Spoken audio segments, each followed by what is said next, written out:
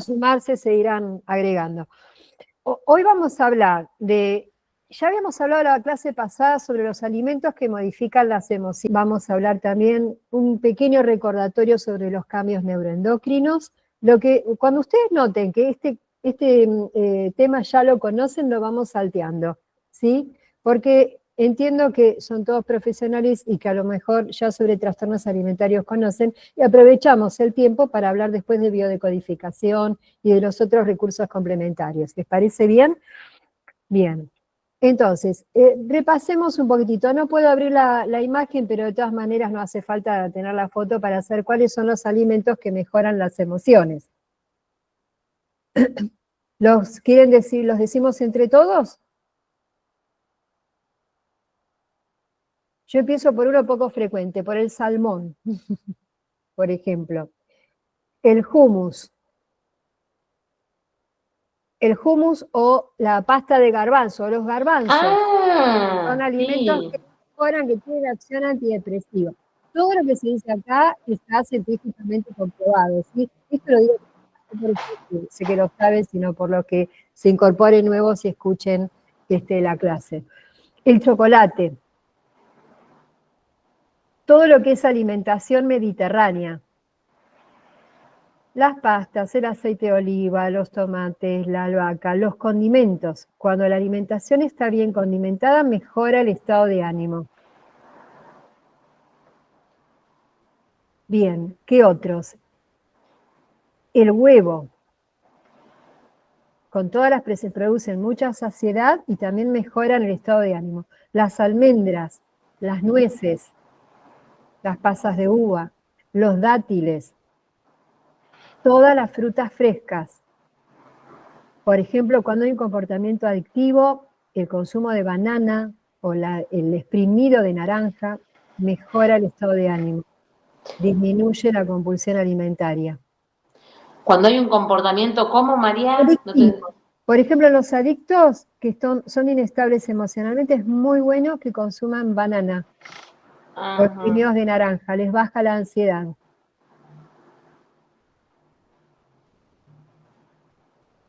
O en estados de ánimo depresivos, por ahí un chocolate caliente. O el helado. Solo que a lo mejor del helado no se puede hacer abuso, ¿sí?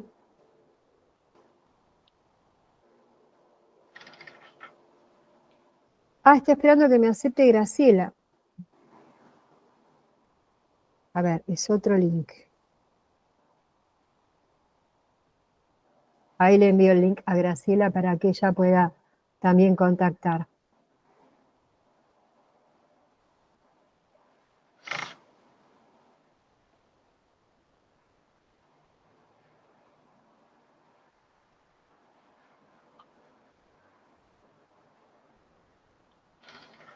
Ahí está. Bien. ¿Qué otros alimentos que yo no mencioné, ustedes por ahí recuerdan que mejoran el estado de ánimo?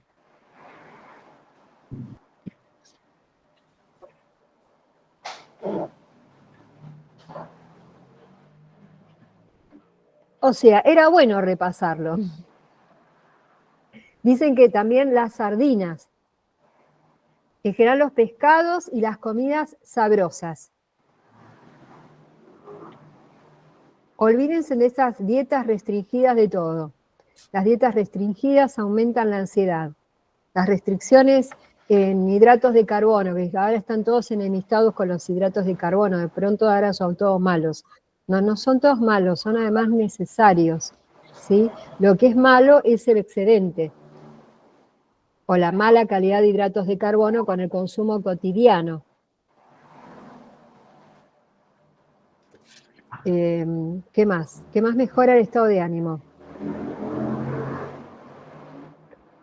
la actividad física. No, la actividad física, pero me estoy refiriendo a la alimentación. Está muy bien lo de la actividad física, sí, seguro. Sí. Pero con respecto a la alimentación, bueno, creo que Sí, ya sé. mencionamos casi todos los alimentos. Sí, ya hay un montón. Bueno, ahora voy a abrir la diapositiva que habla de trastornos alimentarios en la niñez.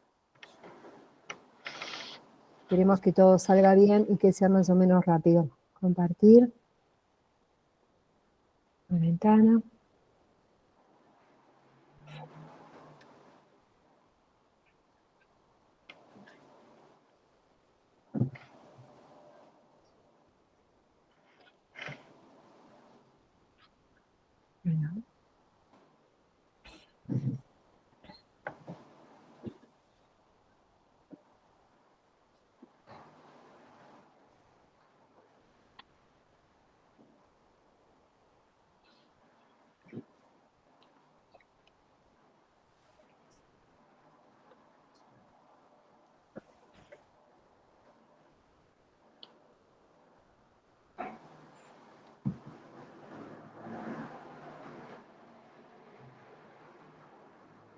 Bueno, ¿lo están viendo?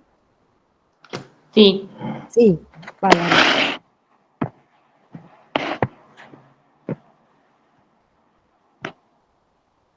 Vamos a hablar un poquitito de la etiopatogenia, un poquitito no, vamos a hablar bien completo, de la etiopatogenia de los trastornos de la alimentación. A ver qué se me dio ahí. Se me dio acá. No sé por qué se me abre la pantalla por la mitad en vez de toda entera. ¿Ahí lo ven bien?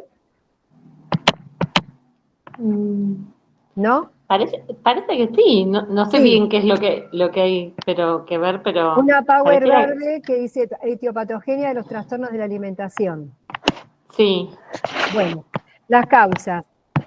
Hay factores psiconeuroendocrinos, está vinculado con el perfil de personalidad, una estructura familiar disfuncional, factores culturales y sociales. Por lo tanto, los trastornos alimentarios tienen múltiples causas, ¿sí? Los cambios se ven a nivel del lóbulo frontal, hay cambios en los neurotransmisores, fallas en el mecanismo feedback en el eje hipotálamo hipofisario, hay trastornos en la membrana neuroplasmática y trastornos hidroelectrolíticos en intercambio de sodio y potasio. Todo esto actúa en forma dinámica a nivel de hipotálamo, hipófisis, gónadas, tiroides y suprarrenal. ¿Esto lo están viendo bien ustedes? Eso último que dijiste, a ver, Sí, fallo perfecto, no. perfecto. ¿Vos no? Sí. Acá me aparece que está compartido. Yo no las veo a ustedes, pero veo compartida la pantalla. Veo, Sí, sí. se ven Ok, psiconeuroendocrinos y todas las especificaciones. perfecto.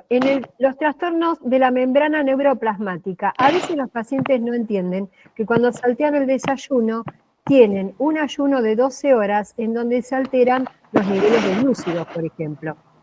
Esa alteración de los niveles de glúcido, como también la falla de los niveles de proteínas en el organismo, van a producir un cambio en la membrana neuroplasmática, ¿sí? La van a alterar. Esto a su vez va a producir un trastorno neurometabólico y alteraciones a nivel del cortisol, las catecolaminas y la insulina. ¿Sí? ¿Eso Ahí. también está en el cuadro? O sea, eso no sale. ¿No lo están viendo? Bueno, a Yo ver, no. voy a cerrar la presentación acá.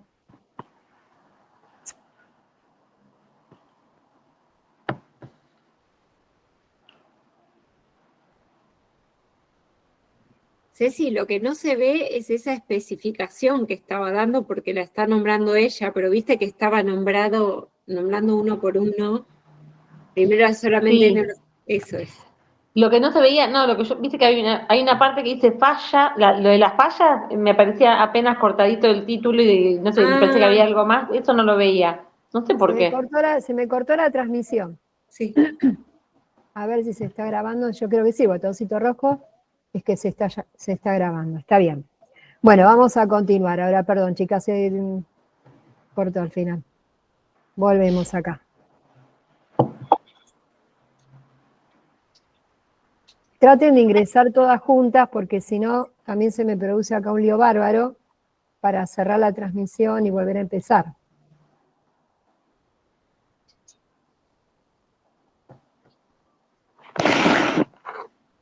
A ver.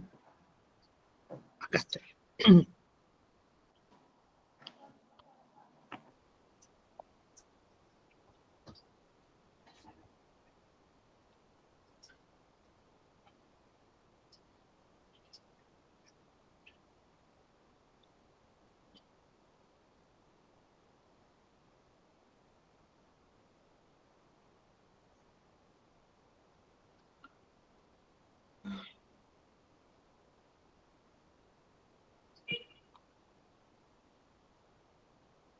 ¿Están pudiendo ver ahora la pantalla o no? No. No. Bien, bueno, vamos de nuevo.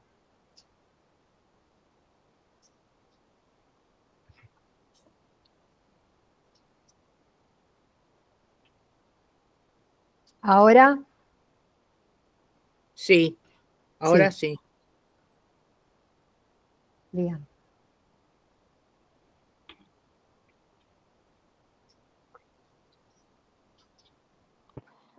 Abajo de psiconeuroendocrinos hay Sí, otra cosa, ¿no? Hay algo más. Falla, eso me parece como, a mí me parece cortado, eso después abajo de sí, psiconeuroendocrinos, se ve sí, que hay bueno, a algo ver, más, se ve que hay algo más y a mí me parece como cortadito el título y después no se ve más. ok. Capaz que es mi teléfono. No, no, no, no, voy a ver qué es lo que está pasando, que no lo estoy pudiendo compartir bien, para variar. Yo igual lo veo perfecto, María. Pero ¿Lo vos ves ves, completo? ¿Lo ves completo, Sí, Nati? dice lóbulo frontal, neurotransmisores, falla del mecanismo feedback del eje hipotálamo, trastorno de membrana ¿sí? neuroplasmática, todo, sí.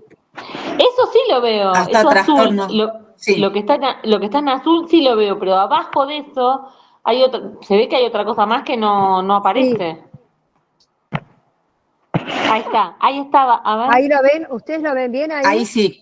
ahí Bueno, se Ahora eso sí, quiere falla fue. decir, mecanismo ok, feedback. entonces falla el No, mecanismo, ahí se fue. ¿se fue? No, no me hagan No, se eso, ve. bueno, a ver, ¿no se ve? Ahora Sí, se ve el ahí verde. está. Falla Se mecánico ve feedback del eje. ¿Lo ahora ven lo o no veo lo desde ven? ahí. Ahora se ve desde ahí. No se ve lo anterior. Ahí está, ahí está. Claro, lo fuiste corriendo, Fisiopatogenia de los ¿viste? trastornos de la alimentación habla de múltiples causas, por lo tanto requiere múltiples abordajes, ¿sí? Son los Sí, factores psiconeuroendocrinos, el perfil de personalidad, la estructura familiar disfuncional, factores sí. culturales y sociales. Dentro de los psiconeuroendocrinos se afecta a nivel del lóbulo frontal, hay cambios en los neurotransmisores, ¿esto lo ven? Sí, sí, sí, Fallas sí. en el mecanismo feedback del eje hipotálamo hipofisario, alteración de se altera la membrana neuroplasmática y hay alteración hay cambios hidroelectrolíticos, ¿sí? Todos estos factores son muy importantes porque un cambio a nivel hidroelectrolítico, por ejemplo, con un descenso del potasio, que se ve con mucha frecuencia en la bulimia, puede llegar a producir cambios electrocardiográficos de mucha complicación, ¿sí? Después falla el mecanismo del feedback del eje hipotálamo, hipófisis, gónadas, tiroides y suprarrenal. Ahí es cuando aparece, por ejemplo, la menorrea secundaria en la anorexia, ¿sí? O el hipotiroidismo secundario cuando hacen una dieta restrictiva durante mucho tiempo. O cambios a nivel de la suprarrenal, que es cuando aparecen las situaciones de pánico, las situaciones de estrés, las situaciones de ansiedad. ¿Sí? ¿Eso lo ven? Sí. Bien. Los trastornos, había dicho que en la membrana neuroplasmática, si hay un ayuno prolongado, como ocurre en la anorexia, o ahora que está tan de moda en los ayunos prolongados, Intermitentes. tenemos alteraciones a nivel de los glúcidos, por ejemplo, a nivel de las proteínas, a nivel de las grasas, se produce alteración de la membrana neuroplasmática. Esta alteración de la membrana va a producir cambios en el estado de ánimo y cambios en el humor, ¿sí? También pueden haber trastornos neurometabólicos y, como dijimos antes, alteraciones a nivel del cortisol, de las catecolaminas y de la insulina. Estas pacientes van a estar mucho más irritables o mucho más ansiosas. Este trastorno de la conducta alimentaria produce todo este desorden a nivel psiconeurobiológico, afectando el núcleo caudado, en donde tenemos los niveles de serotonina y la regulación de los receptores de dopamina y de serotonina, y de otros neurotransmisores también, y de esta manera también van a afectar a la membrana neuroplasmática. Entonces, ¿qué pasa a nivel de serotonina y dopamina? Antes se decía que la serotonina y la dopamina podía estar aumentada en la anorexia. Actualmente lo que se constata es que es lábil, no necesariamente que está aumentada, y que podía producir saciedad o un cese del apetito. Esta alteración, cuando es en forma intensa, produciendo la anorexia y el tratamiento con el cual generalmente va a funcionar bien es con los neurolépticos, los antipsicóticos o la clorpromacina o la clozapina. También con los antidepresivos del tipo de la amitriptilina, que ya actualmente casi no se usan, pues se usan otros más modernos. En la bulimia, en cambio, en la obesidad se decía que la serotonina y la dopamina estaban disminuidos, por lo tanto no tenían registro de saciedad. Entonces, cuando uno le dice a alguien con bulimia obesidad pone voluntad para controlar la saciedad y evitar el atracón, esto es como imposible, porque ellos no están pudiendo regular eso. Por eso es que generalmente responden, aparte de la psicoeducación alimentaria, a los bloqueantes de la recaptación de serotonina, como por ejemplo la fluoxetina, la paroxetina, o algunos que son mixtos como la sertralina y otros psicofármacos. ¿Qué tipo de perfil de personalidad tienen estas pacientes? Algunas tienen un perfil predominantemente psicosomático, otras tienen características más bien infantiles, casi todas tienen una característica de dependencia afectiva, casi todos presentan la habilidad yoica, baja autoestima, otras en cambio son narcisistas que requieren como la perfección en el cuerpo, otros tienen tendencias depresivas, otros presentan neurosis obsesivos compulsivas, otras tienen características más bien adictivas o border, o en algunos casos se ha observado núcleos psicóticos. El ecosistema es muy importante, porque si estamos en un contexto en donde actualmente sigue pasando, por ahí pasa un poco menos, pero sigue pasando, ¿no?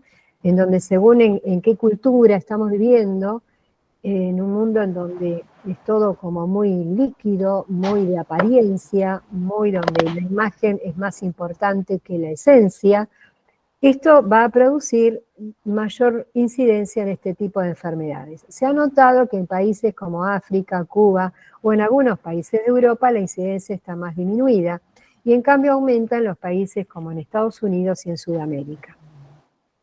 Por supuesto que si se trabaja mucho en el desarrollo del individuo, con una buena interacción familiar y con un contexto social en donde el club, el trabajo, la pareja es más continente y la sociedad fuese más continente, esto podría ser evitable. O por lo menos disminuiría más la incidencia. Hay factores sociales como los que nombramos la sociedad light, el predominio de valores estéticos, lo que comenté antes. El mensaje que da es a mayor delgadez, mayor éxito. Y esto lo que logra es un aumento de la sociedad de consumo. El metamensaje es a menor capacidad de pensamiento y menor escala de valores, va a haber mayor consumo.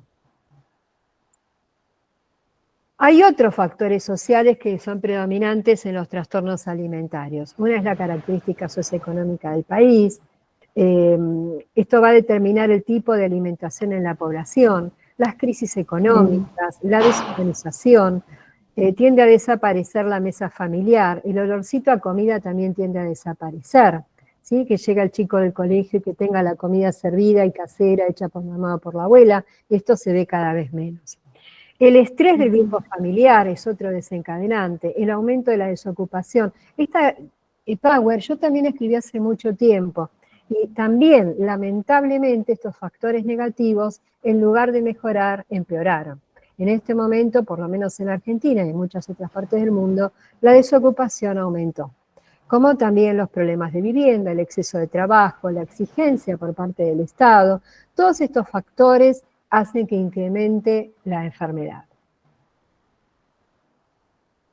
Se hizo en una oportunidad una evaluación filogenética de la imagen corporal, en donde por ahí en la prehistoria la imagen corporal era más musculosa, en la Edad Media se escondía el cuerpo y entonces la mujer era como vista para procrear, ¿no? Y entonces no interesaba tanto el cuerpo. En la época contemporánea y actualmente comenzó a predominar la delgadez. Aunque en este momento sí es como algo más actual, que ya la delgadez no es un fenómeno así tan predominante. Al contrario, actualmente lo que se espera es tener 3 kilos por encima de lo que sería la talla ideal, justamente para mejorar estos factores que van a generar ansiedad, irritabilidad y demás.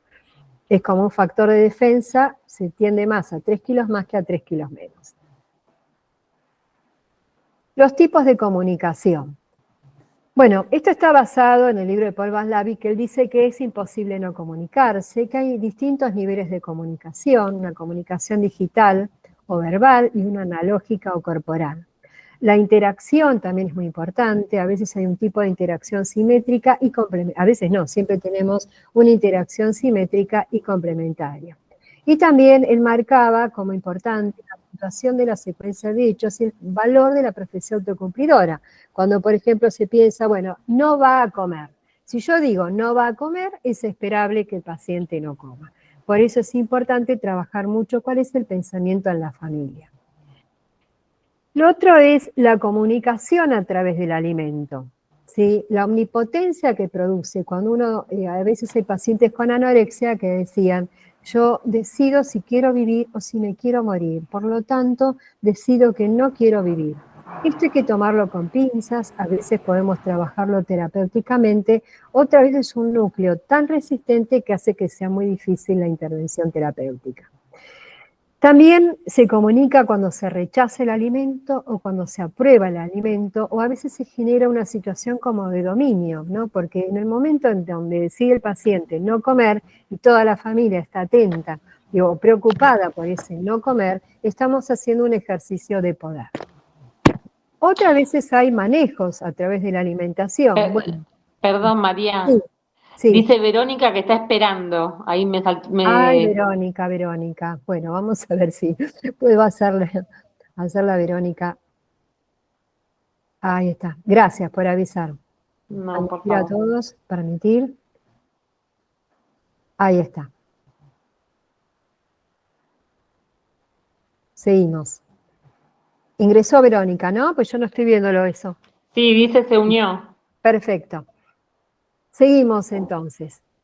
Hablábamos de cómo nos comunicamos a través del alimento, ¿no? Y de las comunicaciones, las interacciones permanentes que hay, ¿sí? Si una abuela italiana nos invita a comer y le rechazamos la comida, para ella es como rechazarla a ella, ¿sí? A veces también se festeja comiendo o se duela negándose a comer, o en otras costumbres por ahí, dentro de un duelo, quizás se acostumbre también a comer juntos. O sea, la alimentación tiene una interacción permanentemente entre el individuo, la familia y la sociedad. Otro detalle importante es que no es lo mismo comer solo que comer acompañado, parado o sentado. Yo siempre sugiero que es importante armarse un individual, si uno come solo o acompañado, armarse una mesa. Generalmente puede ser más gratificante comer acompañado cuando se está cómodo con la compañía, ¿sí? No sugiero comer parado porque no se llega a tomar conciencia de darse el tiempo y degustar el alimento, ¿sí? Siempre sugiero poder comer sentado, tranquilos, en un ambiente confortable, solo o acompañado, pero siempre en un ambiente confortable. ¿Me están viendo todos? ¿Bien? Sí. Bien. Ok. En todos los casos de desórdenes alimentarios se observa disfunción familiar. En esta disfunción, o sea, primero tenemos que saber qué es una familia funcional.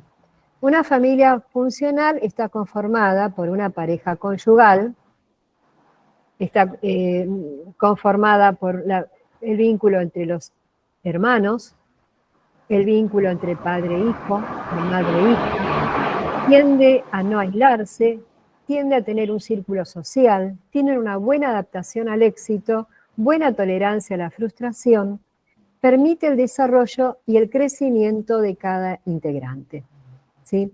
Generalmente estos límites en la anorexia son demasiado estrictos y en la obesidad son demasiado laxos, ¿sí?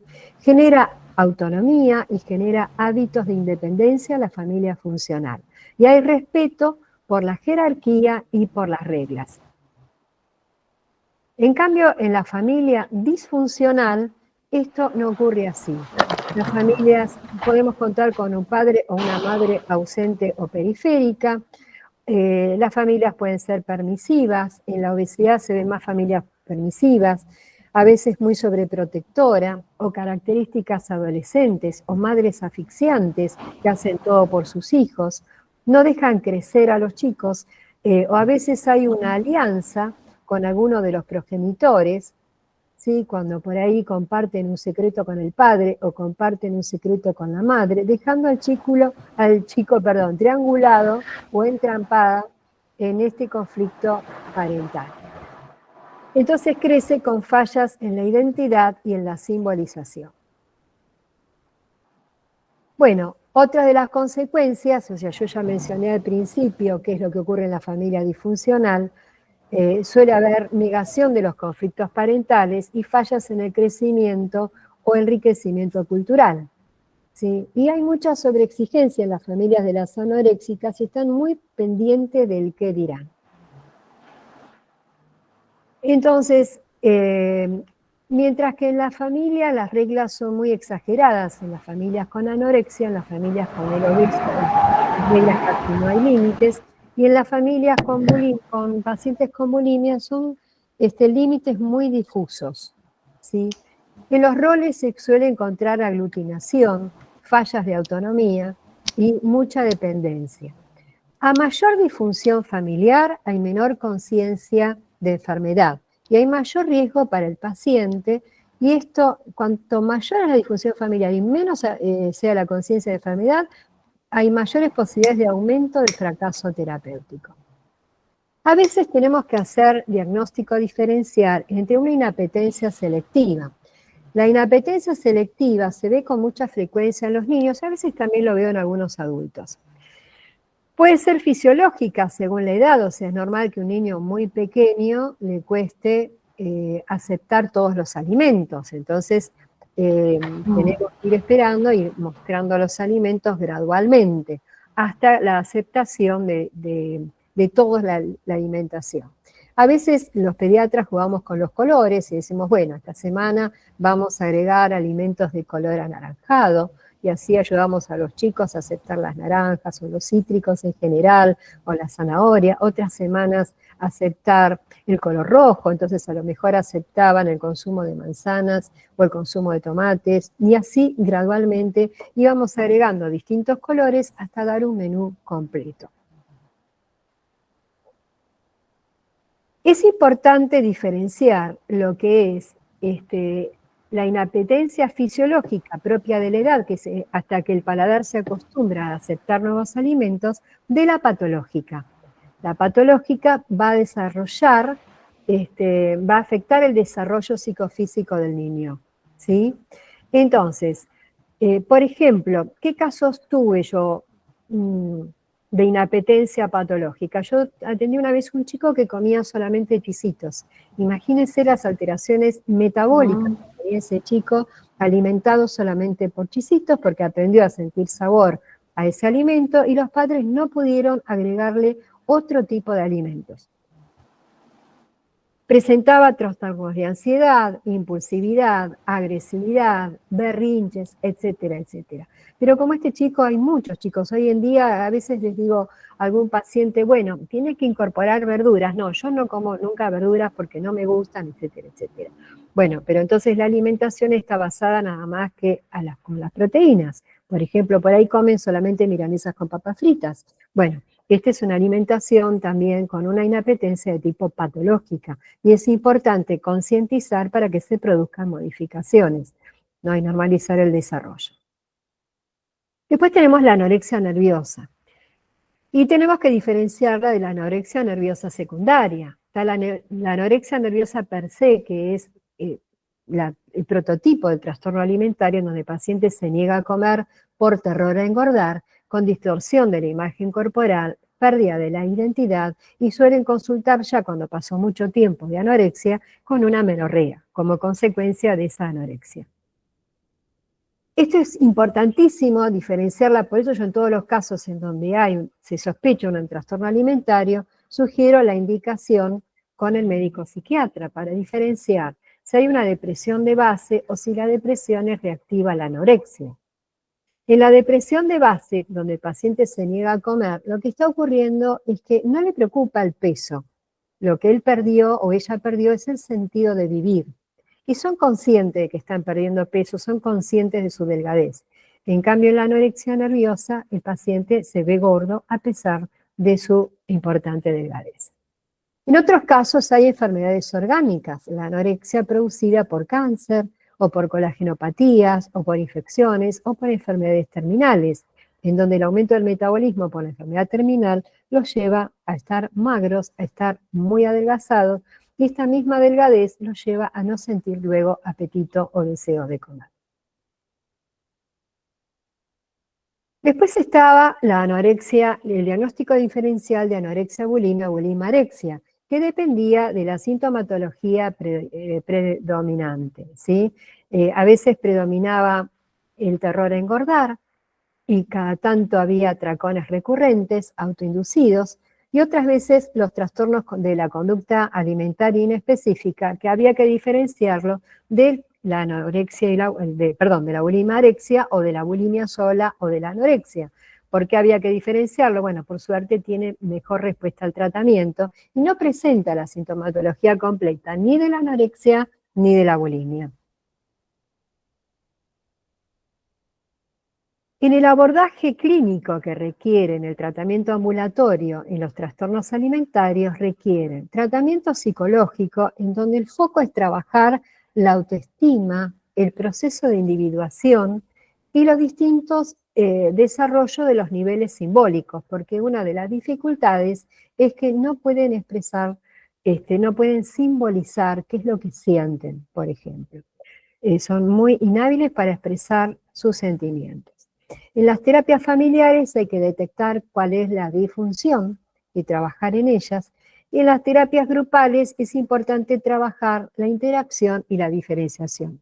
Personalmente yo no sugiero las terapias grupales porque en la experiencia clínica, en el trabajo de campo, en el hospital, observábamos que en la terapia grupal tendían a aumentar la sintomatología. Es como que los pacientes empezaban a comentar sus síntomas, por ejemplo, cuántas veces por día vomitaban o cuántas veces por día tenían distintos síntomas, etcétera, etcétera, y se producían mayor cantidad de sintomatología. O se basaban recetas, yo hago tal cosa para vomitar, o tomo tal tipo de laxante que me da resultado y que mi mamá no lo ve, o la medicación en lugar de tomarla la tiro, etcétera. Entonces, en definitiva, en la terapia grupal teníamos mayor producción de síntomas que de alivio sintomático. Más todavía cuando la terapia grupal estaba conducida por los mismos pacientes. Eso es altamente peligroso. Para mí, la terapia grupal tiene que estar conducida por un profesional. Y en realidad, si lo limitáramos nada más que a la terapia individual, creo que el tratamiento sería mucho más efectivo que el grupal. Otros abordajes que fueron muy efectivos fue la musicoterapia, en donde se trabaja a través de la musicoterapia, la imagen corporal, los límites, la autoestima y también el desarrollo de la simbolización a partir de los instrumentos musicales. Después teníamos el tratamiento con el abordaje psicofarmacológico, que en la anorexia usamos antidepresivos. Los viejos son la imipramina o la ciproheptadina, que es para aumentar el apetito, los ansiolíticos, a veces los antipsicóticos, los antiguos eran la clorimipramina, como el Nocinan, muy antiguamente la aloperidola, actualmente se usa más la olanzapina o la risperidona. Y en la bulimia se utilizan más los bloqueantes de la recaptación de serotonina como la fluoxetina o la paroxetina o la sertralina, los ansiolíticos, los otros bloqueantes ya se los mencioné yo. Y el abordaje clínico, como dije antes, es a través, esta diapositiva creo que está repetida, así que la vamos a saltear. Bueno, lo que vamos a diferenciar es el tratamiento, diferenciar cuándo es de alto riesgo y cuándo es de bajo riesgo. En el paciente de alto riesgo está afectado el estado general. La familia es no continente y se deriva a una internación psiquiátrica y una internación clínica.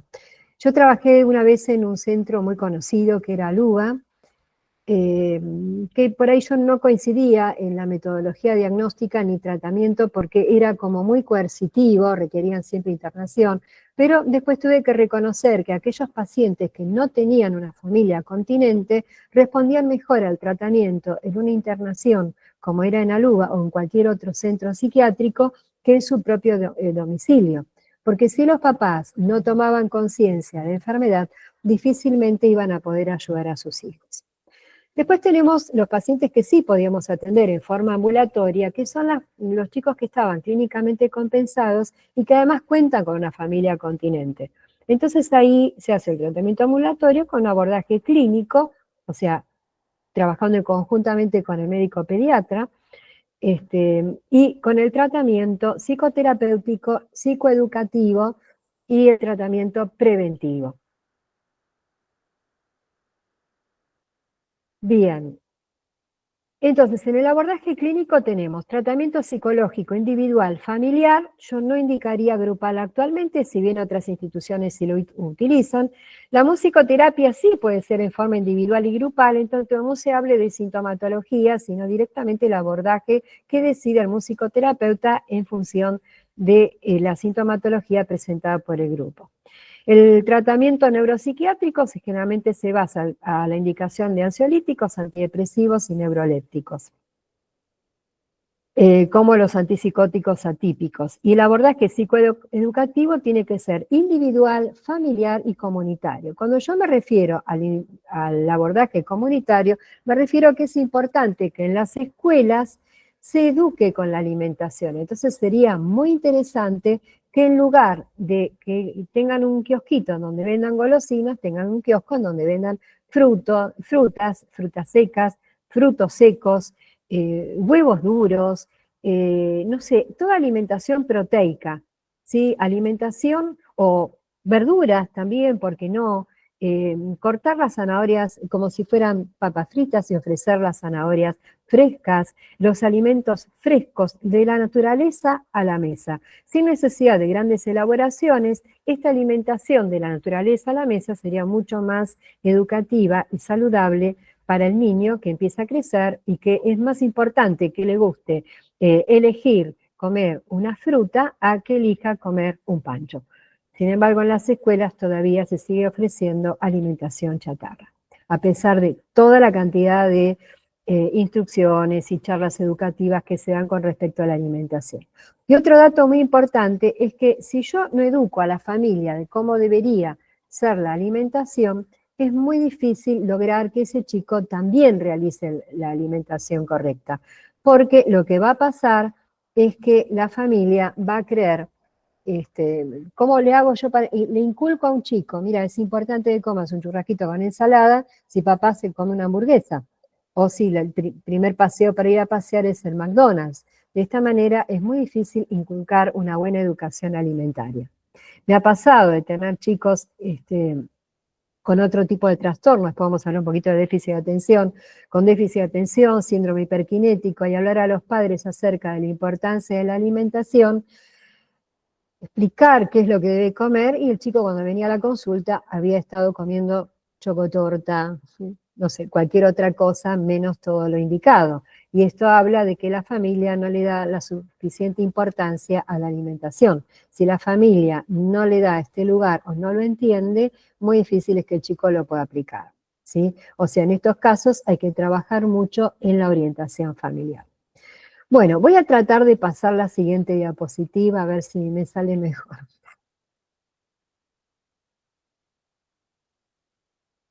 ¿Hay alguna pregunta hasta acá? No. Ok. La pregunta es, ¿estos temas ustedes ya sienten que los manejan bien? ¿Quieren que sigamos reforzando o seguimos pasando a otros, o paso a otros temas?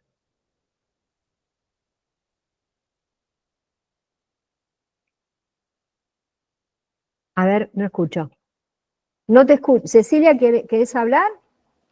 Sí, yo te iba a... No, a ver, sentir como que los manejo bien, no, pero no sé, sí, capaz que estaría bueno seguir reforzando algo. Y quizás Bueno, porque es el tema, también es el tema que yo había pensado en para, para el trabajo final, o sea, perfecto. pero Yo preparé la clase para todo lo que ustedes necesiten, así que no hay ningún problema. Ahí busco ujú. entonces la otra página.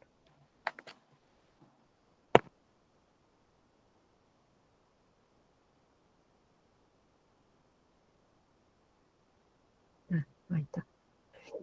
A ver.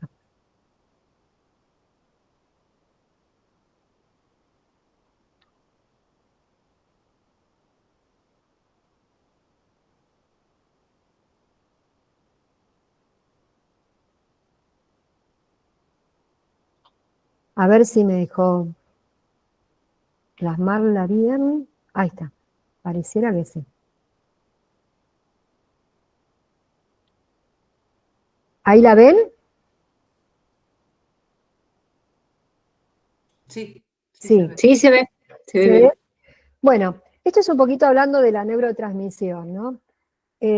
Cuando incorporamos el alimento, ¿qué es lo que nos pasa? El primer neurotransmisor está en la lengua, en el olfato y en la lengua.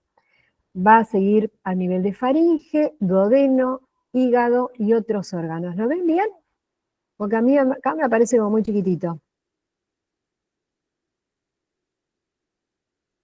De estos órganos, luego lo que va a seguir es el factor de saciedad. Cuando sienten el factor de saciedad, es que ya está por finalizar la ingesta, es que ya nos sentimos satisfechos. Y ahí se van a estimular unas aferencias nerviosas viscerales y periféricas, que lo que van a hacer es estimular a nivel de las aferencias vagales. Y esto va a llegar a nivel del sistema nervioso central, en el núcleo del tracto solitario y en el tronco cerebral, llegando este estímulo a nivel del hipotálamo. A ver si me deja pasarla. ¿Ahí la ven mejor?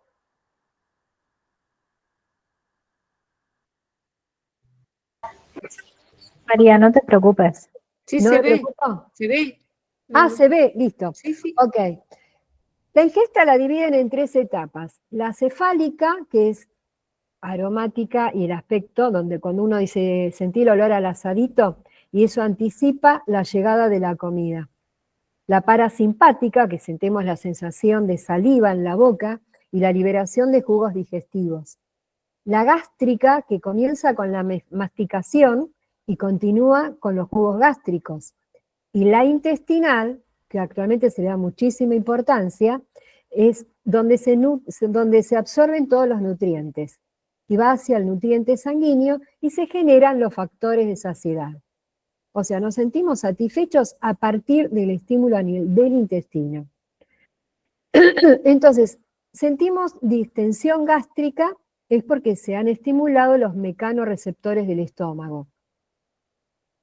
Y se estimula el núcleo del tracto solitario o del tronco cerebral. Se libera la colecistoquinina, enterohormonas y neuromoduladoras sintetizadas y almacenadas por las células APU.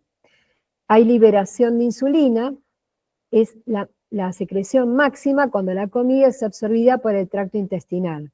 Y esto va aumentando el nivel de glucosa. Se producen modificaciones a nivel de la conducta alimentaria y de la liberación de insulina. Vamos a cerrar este archivo y vamos a abrir este otro. Que ahora me dice que no lo pueden abrir, así que vamos a ver qué pasó. Cierro acá.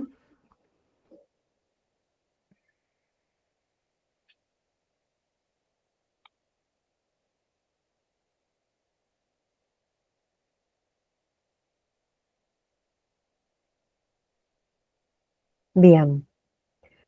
Y yo quería compartir con ustedes un archivo que habla de los cambios en la neurotransmisión, en la anorexia y en la bulimia.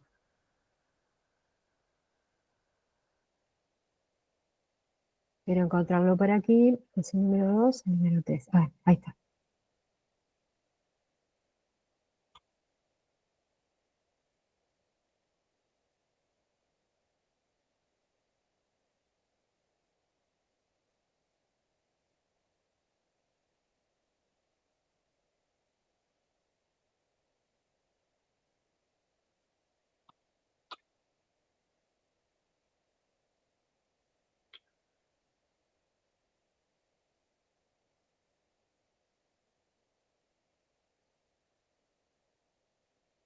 Me parece que no lo están pudiendo ver, ¿no?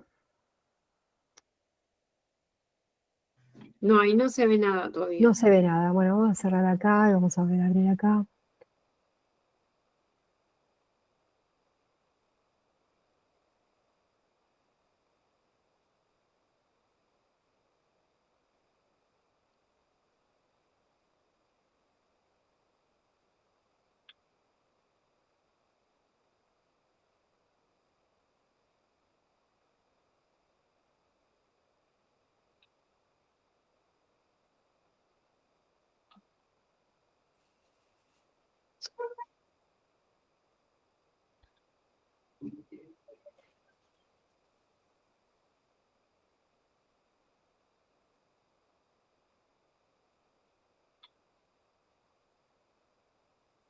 ¿Ahí lo ven?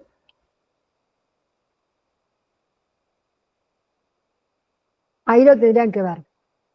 Sí, ahí se ve bien. Sí, se ve. Perfecto. En la se ve. psicopatología de los trastornos alimentarios, vamos a ver qué es lo que pasa. Esto ya se los dije, me parece. Alto riesgo está afectado el estado general y la familia no es continente. Entonces se deriva a internación psiquiátrica y clínica. Bajo riesgo, clínicamente el paciente está compensado y la familia es continente. Entonces el tratamiento puede ser ambulatorio. Esto lo hablamos, el abordaje debe ser múltiple. Esto es lo que logra la musicoterapia es acelerar el proceso de recuperación, el incremento de la autoestima, el desarrollo de la creatividad, canalización de la autoagresión, profundización del conocimiento y reflexión acerca de su imagen corporal y de su conducta en lo nutricional y en relación a los demás. En la terapia individual trabajamos la conciencia de enfermedad, la autoestima, el proceso de individuación, el desarrollo de los niveles simbólicos y se realiza psicoeducación alimentaria. En la terapia familiar se concientiza sobre la problemática de la enfermedad, se detecta cuál es el secreto familiar, se detecta la alianza con el progenitor, se trata de destriangular al paciente y detectar cuál es el mensaje oculto que comunica con el síntoma y a quién se lo comunica y para qué. O sea, ¿para qué está haciendo esto de no comer? ¿O para qué vomita? ¿O quién está cuando ella vomita, por ejemplo? ¿No? Y crear otros recursos de comunicación que no sean a través del síntoma. Siempre se hace también psicoeducación alimentaria. Y luego se evalúa la terapia grupal, la interacción, la diferenciación y la problemática del paciente. Bueno, los criterios del tratamiento psicofarmacológico, generalmente se trabaja no solamente según el trastorno de personalidad, sino también según el síntoma predominante. Si predomina la ansiedad, la bulia, la tristeza, la tendencia al acting, las conductas compulsivas, o sea, no es que se trata la anorexia o se trata la bulimia con X medicamento, sino acorde a cuál es la personalidad predominante y el tipo de sintomatología predominante es el tratamiento que vamos a decidir. Bueno, sobre psicofármacos ya mencioné que los antidepresivos son la imipramina, bloqueantes de los receptores de serotonina y dopamina, la fluoxetina, la paroxetina y la levomepromacina, neurolépticos como la risperidona, la olanzapina y la levomepromacina, y ansiolíticos como la benzodiazepina y la alprazolam. ¿Qué pasa con los niveles de serotonina y la dopamina? Pueden estar altos, hay aumento de registro de saciedad, anorexia, y el tratamiento es, como dije antes, con antipsicóticos como la risperidona, la olanzapina.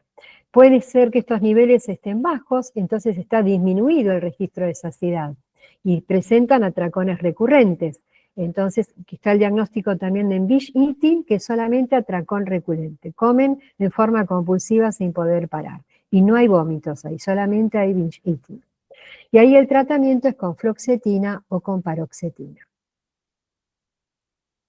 ¿Por qué es fundamental que el paciente con trastorno alimentario no quede en manos de un counselor o de una persona que hace orientación o coaching?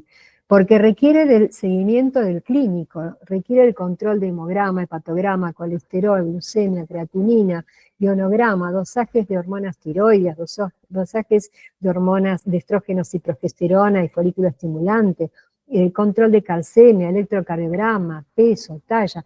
Todo esto hay que controlar. Entonces, si nos quedamos con un tratamiento incompleto de solamente un consejo de un consejero, ese va a ser un tratamiento incompleto. Ahora, los psicofármacos también pueden producir efectos colaterales. Es importante que ustedes, psicólogos o psiquiatras, lo tengamos muy en cuenta, porque de pronto el IRS también puede producir ansiedad, nerviosismo, náusea, insomnio. Imagínense un paciente con intolerancia a la comida o que no desea la comida y que además el antidepresivo le puede producir náuseas.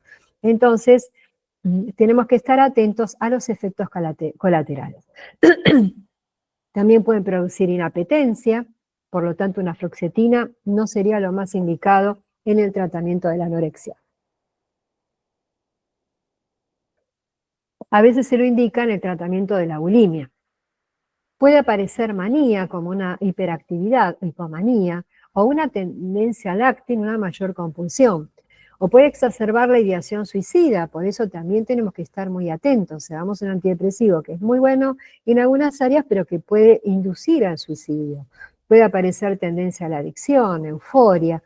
A dosis adecuadas y bajo estricto control, la incidencia de estos efectos adversos es mínima, ¿sí? Pero sí tiene que estar muy controlado. La paroxetina, a veces hacen tratamientos discontinuos, porque en esa época la paroxetina era muy cara, ahora por ahí es más accesible, pero la discontinuidad de la droga puede inducir a una alteración del estado de ánimo, aumentar la depresión, o también puede pasar el paciente a la manía y aumentar un episodio o que se produzca el acting del intento de suicidio. Así que siempre muchísima atención en los pacientes que estén medicados con estos psicofármacos. La sertralina, si bien está descrito el riesgo del aumento de peso, como también puede pasar con la paroxetina, en la clínica yo no he visto muchos pacientes que hayan aumentado el peso. Algunos pueden presentar hiperfagia, algunos mayor recurrencia de atracones alimentarios.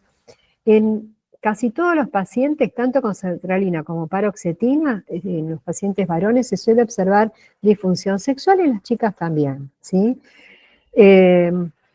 En los inhibidores de la recaptación de la serotonina, como la clorimipramina, puede haber náuseas, vómitos, hipotensión ortostática, toxicidad cardíaca, ansiedad e insomnio. ¿Qué efectos adversos tienen los antipsicóticos? Es bueno que, aunque ustedes sean psicólogos, pueden ayudar muchísimo, aunque no indiquen la medicación, estar atentos si el paciente de pronto aparece con efectos extrapiramidales, ¿sí? O con síntomas más negativos, como indiferencia afectiva, más tendencia al aislamiento, náuseas, cefaleas, insomnio. No es la primera vez que la risperidona puede aumentar la depresión. Entonces, por ahí estamos controlando una cosa y se nos está desajustando otra. Por eso, rápidamente, si ustedes ven que un paciente que está medicado con risperidona comienza con una sintomatología de indiferencia afectiva o de anedonia o de tristeza constante sin ninguna causa aparente, realizar la interconsulta inmediatamente porque a lo mejor requiere de la sertralina o de algún otro tipo de antidepresivo. Después, bueno, hay otros antidepresivos que se usan muy poquitito, antipsicóticos, no antidepresivos, que son las fenotiacinas o la levomepromacina. La levomepromacina, un efecto muy frecuente es la hipotensión ortostática. Yo he visto chicos internados en instituciones muy renombradas, específicas para la anorexia y la bulimia, que de pronto hacían hipotensiones severas y era porque estaban medicados con Nocinan o levomepromacina. Entonces, este paciente, en lugar de esta medicación, hay que rotarla por otra medicación con menos riesgo. También pueden producir arritmias o excesiva sedación, leucopenia, que es disminución de glóbulos blancos, aumento de las enzimas de la TGP y de la TGO, que son enzimas hepáticas que pueden llevar a una cirrosis si esto no se controla, hipercolesterolemia, agranulocitosis, efectos antimuscarínicos, aumento de peso, aumento en el nivel de progesterona, ciclos monofásicos, que sería lo que va a producir una amenorrea. En el abordaje de los trastornos alimentarios, como hoy en día pasa con muchos diagnósticos, es correcto diagnosticar bien y no sobrediagnosticar. En una época que al menor indicio de que, bueno, no quiso comer un par de días, ya rápidamente era una anorexia, no. Hacer una evaluación clínica minuciosa de todo el paciente. ¿Qué antecedentes tiene? ¿Qué pasa en el momento que se le hace el diagnóstico? ¿Qué pasó antes? ¿Qué pasó después? ¿Qué pasó con la medicación psicofarmacológica? Es muy importante las técnicas cognitivo-conductual. ¿Cómo es comer bien? ¿Qué realmente, correr de los mitos? Mira, algunos me dicen, no estoy comiendo bien porque, mire, yo no llego a almorzar. Bueno, pero si desayunó bien y cena bien, aunque no llegue a almorzar, igual es una alimentación saludable. Trabajar mucho con psicoeducación, evaluar la psicofarmacología. Los recursos psicoanalíticos no suelen ser efectivos en este tipo de pacientes. Es muy importante unificar criterios. A veces vamos a tener otra charla sobre la disfunción de los equipos interdisciplinarios. En donde hay una disfunción del equipo interdisciplinario, seguramente va a haber un fracaso en el tratamiento. Los tratamientos psicofarmacológicos nunca se deben realizar por menos de 6 meses, van a ser ineficaces, van a haber recaídas, ¿sí? Lo mismo si la dosis es muy baja o es muy alta. No existe ningún psicofármaco que vaya a cambiar la conducta alimentaria. La conducta alimentaria se va a modificar con todo el abordaje completo, tanto psicofarmacológico como psicoterapéutico, como la psicoeducación, como todo lo que terminamos de mencionar.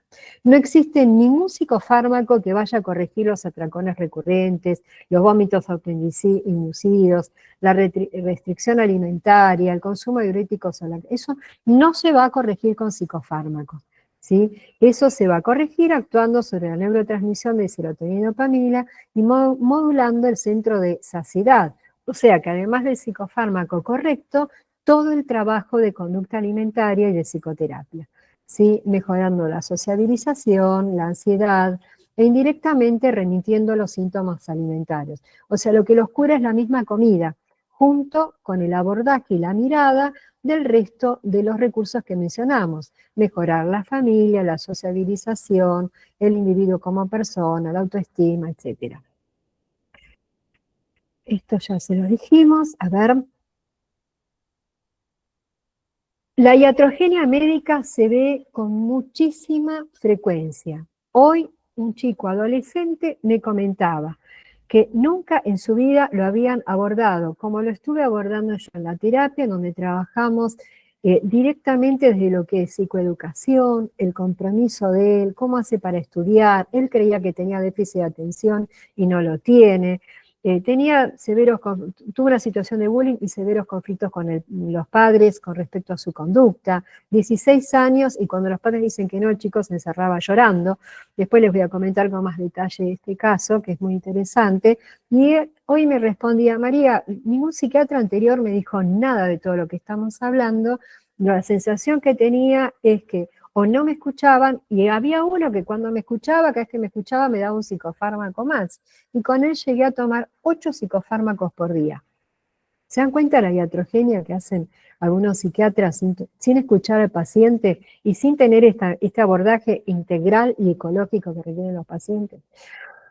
Bueno, otra medicación que a veces veía que indicaban con cierta frecuencia era el litio, y el litio está contraindicado en estos trastornos porque los efectos adversos potencian a la enfermedad. Por ejemplo, el paciente con bulimia tiene un desequilibrio hidroelectrolítico, tiene alterado el electrocardiograma, tiene una alteración del eje glandular.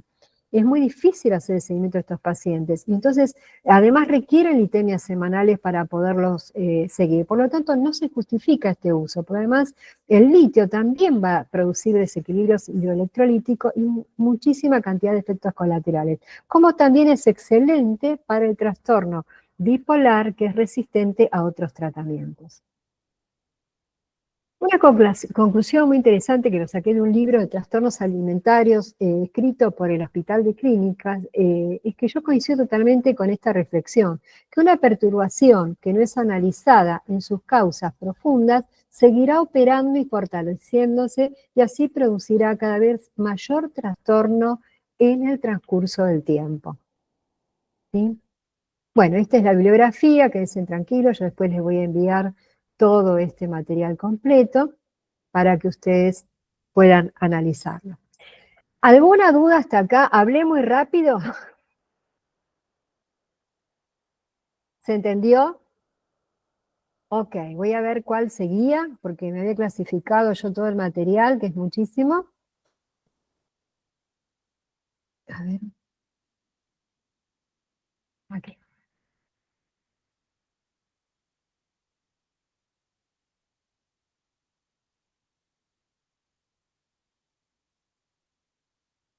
Vamos a hablar ahora un poquito de obesidad.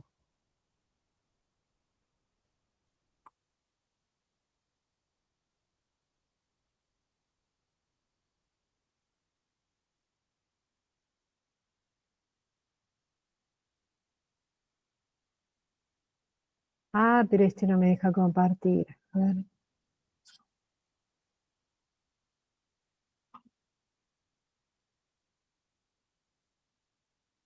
Esto no.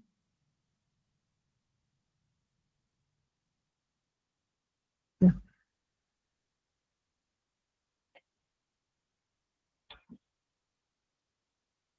No, el PowerPoint de obesidad no me lo deja compartir, pero yo se los voy a contar igual. A grandes rasgos ya hablamos de la obesidad, que es importante que la diferenciemos del sobrepeso, que es cuando hay una ganancia de 4 o 5 kilos, no más de 10 kilos. Pasado los 10 kilos estamos hablando de obesidad y después hay distintos tipos de obesidad. Una de las causas más frecuentes en la obesidad es la causa genética, hay una predisposición genética a la obesidad, no cualquiera puede ser obeso. Pero además, dentro de la epigenética en la obesidad, vamos a ver factores, una característica común en el grupo familiar, que es el sedentarismo. Entonces, si unimos tanto el sedentarismo como la alimentación incorrecta, como el aumento de grasas, el aumento del colesterol, bueno, lo que ya más o menos todos conocemos, la alimentación chatarra, van a haber alteraciones neurometabólicas que estas también se van a ir transmitiendo a lo largo de la vida en los pacientes, ¿sí? O sea, en las generaciones venideras, si esto no se corrige, también es altamente probable que se transmita genéticamente esta tendencia a la obesidad. Por lo tanto, siempre el trabajo a tiempo desde que son pequeños. Si un pediatra ve un niño obeso, tiene que trabajar sobre modificaciones en los hábitos alimentarios desde que el niño nace, desde que es pequeñito, ¿sí? Y modificar estos hábitos en todo el grupo familiar, nunca abordarlo solo desde el paciente. Lo mismo pasa con un adulto. Si yo trabajo con el adulto obeso, pero no estoy trabajando con el familiar, si la familia no acompaña en la corrección de la alimentación, probablemente va a tener tendencia a volver a repetir la conducta de obesidad, ¿sí? Porque no hay acompañamiento, no hay conciencia de enfermedad, ni en el paciente ni en la familia. Entonces, estos cambios son fundamentales y no se produce tampoco el cambio si se da estrictamente una dieta hipocalórica. O sea, yo trabajé en instituciones como el Slim Center, por ejemplo, yo creo que ya no está más, pero ahí se daban dietas restrictivas de 900 calorías.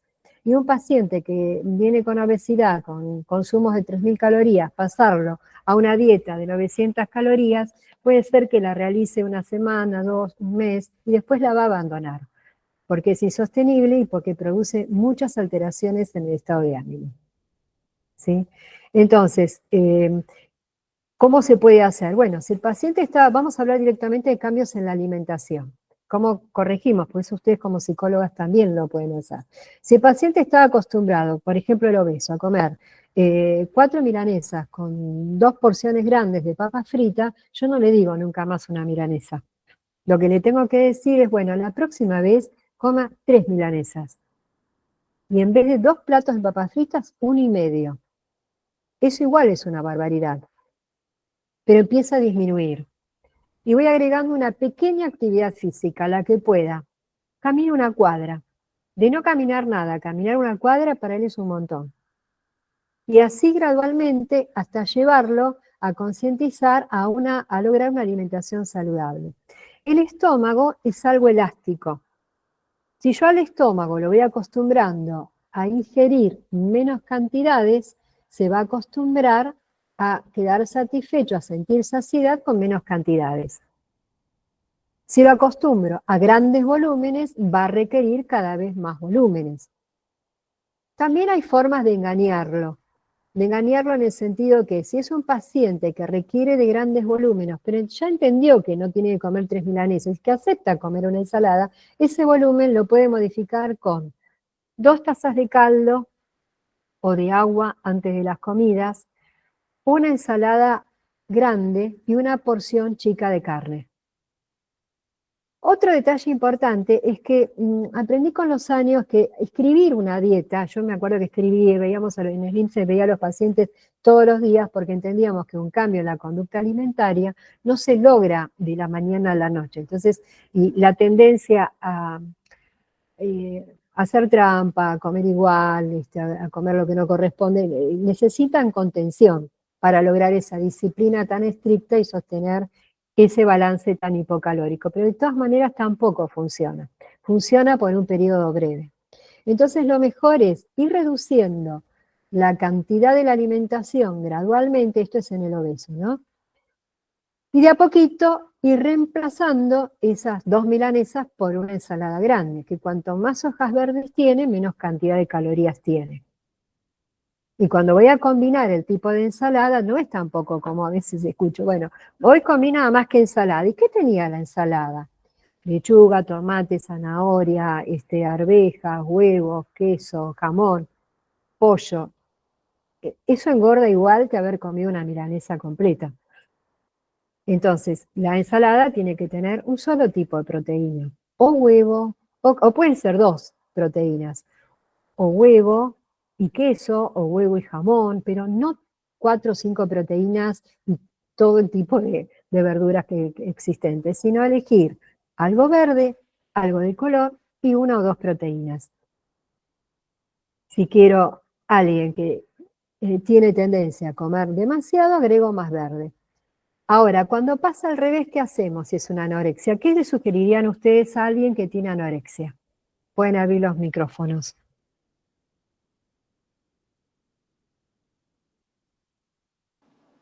Que coman más proteína. Claro, vos Por le decís, come ejemplo, más proteína y te dice, no tengo hambre. ¿Cómo se lo decís? Porque también es cómo lo decimos. ¿Cómo lo decimos? Si vos te limitas, come más proteína, ¿sabes qué? Yo no tengo hambre y las proteínas no me gustan. ¿Qué hacemos? ¿Qué hacemos cuando viene un chico que la mamá viene angustiadísima, que no quiere nada? difícil, es difícil. Se empieza por qué es lo que más le gustaba a su hijo comer. Y bueno, mire, comía solo papas fritas con huevos fritos. Empiece por eso. Prepare un día eso que más le gusta. Y que sienta el olor de las papas fritas con el huevo frito, porque ahí es cuando se estimula, que ya lo tuvimos en otra clase, si quieren después se los reenvío de nuevo, el neuropéptido, y que es lo que hace tener ganas de comer, es como el olor al asadito. Se estimula toda la sensopercepción. Si yo en un anoréxico no estimulo la sensopercepción, el olor a comida casera, no va a tener ganas de comer. Aparte de generar un ambiente tranquilo, ¿no? Confortable para comer, y que la comida no solamente tiene que oler bien, sino se tiene que ver bien, muy bien presentada, jugar con la presentación de la comida. Y las porciones en la anorexia tienen que ser muy chiquititas. Yo he llegado a decir, dele 2 ravioles, 2 nada más. Y cuando el paciente ve 2 ravioles, pide otros 2. María, recién dijiste estimular, en la anorexia, estimular el no, ¿cómo dijiste? Todo lo que es senso perceptivo, con aromas, con colores y con la presentación. Y estar en un contexto tranquilo. Pues de pronto, bueno, yo le di todo lo que usted quiere y la familia es un caos, están todos peleándose a los gritos. No puede comer en un estado de tensión. Tiene que ser en un contexto tranquilo. Las porciones, empezar con porciones muy chiquititas. Es preferible dar algo muy chiquitito y que pida más, que darle un plato grande y que lo rechace, porque si su deseo es no comer y le doy un plato grande, va a tener más rechazo. Entonces, porciones chiquitas para que tenga ganas de comer más. En el paciente obeso, porciones grandes, pero de menos calorías. Y siempre que tenga algo de sabor, algo no, que tenga mucho sabor, porque si tiene mucho sabor, va a quedar mucho más satisfecho que si es algo que no tiene gusto a nada, es muy soso. Yo tengo un paciente comiendo pollo hervido con puré de zapallo, que algunas veces me dice, yo como nada más que eso y no adelgazo. No va a adelgazar nunca, primero porque altera todo su metabolismo y entra en un hipotiroidismo. Entonces el metabolismo se ralentiza. Entonces no hay respuesta al tratamiento. Pero además no queda satisfecho con eso porque no es rico. Pero si uno come algo que es rico, puede comer una porción pequeña y quedar satisfecho. ¿Sí? Bueno. Es muy importante, María, lo que decías en relación a la conexión o reconexión de este paciente con con lo que es su propio deseo, no volver a traer algo de esto, porque generalmente están siendo hablados por esto, por la madre, generalmente están siendo hablados por la madre, no es la que toma la voz ahí, y muchas veces ese no come, como dijiste en las diapositivos, es lo que sucede, no va a comer, o no como tratar de correr un poco también. Esto es muy importante, como trabajar en terapia. Cuando vos no comes, ¿quién se perjudica? Porque está dirigido a alguien ese síntoma. Generalmente, aunque las mamás se enojen, tiene mucho que ver con el vínculo con la madre. Y otra cosa que aprendí a partir de una vez que, porque no son todos éxitos, a mí alguna vez también me va mal con algún paciente, fue que si uno marca el error en la madre se enoja y se va. Y uno tiene que tratar de tener a la madre aliada, aunque uno dan ganas de matarlas a veces con las cosas que hacen. Yo digo, no es por ahí. Es importante mantenerla de aliada como estrategia para poder ayudar al niño. Si no, nos quedamos sin ninguno de los dos. Sí. Importantísimo, y por eso decía eso como de reconectar ese deseo, eso que vos dijiste es importante, de bueno, ¿qué te gusta? Reconectar al paciente con su deseo y tratar de darle ahí alguna orientación a la madre en relación a esto de, bueno, volver a generar esa escucha que no es que como habla al paciente, esa madre habla al paciente, volver a tratar de generar otro tipo de comunicación entre la madre y el Exactamente, compartir por ahí desde otro ángulo. Quizás ni siquiera hablar de la comida entre madre e hija. Exacto. Yo solía decirle a la madre, ¿qué hago cuando no come? Decirle que me llame. Así tenía el teléfono también. Decirle que me llame y bueno, y hablamos y vemos por qué no come. Y después lo seguíamos trabajando en terapia. Más de una vez yo salí del contexto frío, o sea, en el hospital me llevaba a los chicos a comer a un bar. Porque no se trataba solamente, uy, ahí entra Mariel, qué suerte. A ver, me permite. No se trataba solamente del abordaje de terapia y qué te pasó y qué no te pasó, sino, bueno, no quisiste desayunar, vamos a ir juntos, ¿qué es lo que más te gusta? Y a partir de lo, hola Mariel, y a partir de lo que más le gusta, ofrecerle eso. Por ahí me decía, digo, ¿te gusta un alfajor? Ahí sí no me voy a poner estricta en que tiene que ser calidad de comida. Tiene que ser lo que quiera, porque ahí no ingresan calorías. Ahora estoy dando ejemplos, Mariel, de alimentación saludable, cómo incorporarlos en el tratamiento. Entonces, bueno, nos vamos al parque a comer, contacto con la naturaleza, empatía. Eso yo lo he hecho en el hospital de niños en el Gutiérrez, estoy hablando hace muchos años atrás, y había un paciente anoréxico, varón, de 14 años, y una gran conexión. Le pedí a mi jefe de servicio, que era un genio, si me permitía sacar ese paciente al parque para eso, y fue muy eficaz. Es lo que más funciona. En Aluga atendí un nene de 8 años con una anorexia grave, que estaba internado con suero, estaba internado y con Nocinan a Pasto. Y le ofrecieron una comida que tenía tan fea presentación que la verdad yo tampoco la hubiese comido.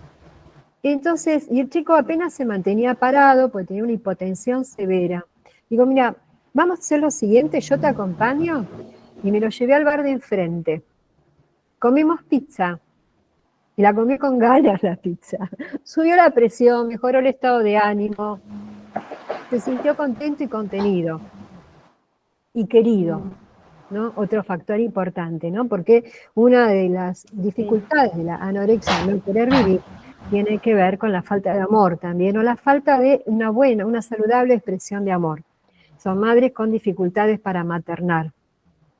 Y maternar es dar amor, en definitiva. Porque a través de la comida, de una u otra manera, estamos dando amor también. Entonces, cuidando. Estamos cuidando, hay que correrse del lugar frío y distante y acercarse al paciente con anorexia. El paciente con bulimia, al revés.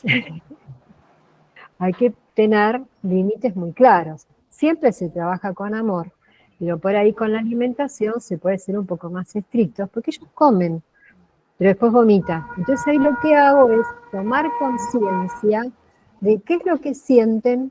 Voy a decir algo muy repugnante, pero qué es lo que sienten con el vómito. Cada vez que vos te pones los dedos en la boca y vomitas, ¿Cómo se siente esa acidez terrible que recorre tu boca, desde la boca, y le voy haciendo todo el recorrido en la faringe, en el estómago? Y después vos pensás que las cuerdas que conectan las válvulas de tu corazón se van debilitando. Y les hago todo el recorrido clínico de lo que produce ese vómito que va a alterar todo su organismo. Por eso es importante conocer todo el mecanismo de acción. Se va a alterar el potasio seguro y lleva al riesgo de la muerte por fibrilación o por arritmia.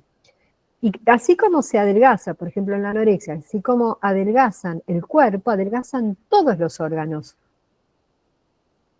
Entonces también se pierde la grasita que está alrededor de los ovarios, que tienen que ver con la producción de las hormonas femeninas, y aparece la menorrea.